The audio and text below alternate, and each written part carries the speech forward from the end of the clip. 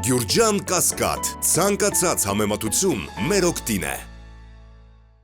Ձեր դիտարկմամբ ակցիան կհասնի իր նպատակին, մասնավորապես արդարության հասնելու նպատակ է հետապնդում։ Այո, որովհետև հասունացել է մի իրավիճակ, մենք տեսնելով, որ մեր ժողովրդի նկատմամբ ինչ բռնություններ է տեղի ունենում, մեր տենց կոչված ներկայիշխանության համակարգների կողմից, մենք ամեն մեկս գիտակցաբար պիտի արձագանքենք, որովհետև դա սա մեր իրավունքների հետ կախված է, հայ լինելու, հայ ապրելու իրավունքի հետ կախված։ Այս երկրում պիտի արդարություն լինի, որ մենք կարողանանք ունենանք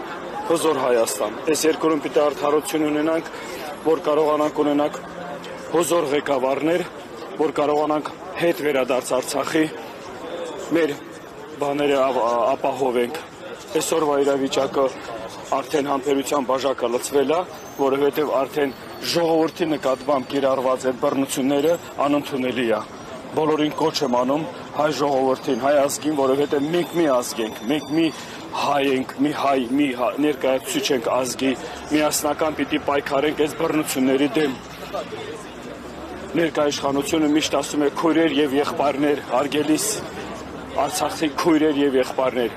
Հիմա այդ քույրեր եղբայրները որտեղ ենք գտնվում, ինչ իրավիճակում են գտնվում։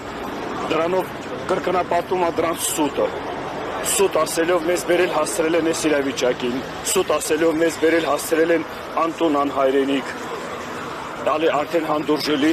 տեղ չունենք մենք։ Պիտի պայքարենք օր ու գիշեր, որ արդարություն վերականգնի այս երկրում։ Մենք ուզում ենք ապրենք Հայաստանում, մենք չենք ուզում արտագաղթվենք։ Սա մեր երկիրն է, մեր Հայաստանը,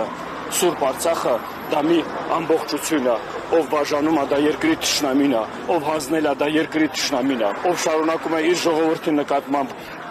այդ ձևի գործողություններ կիրառել, դա մեր ազգի թշնամին է։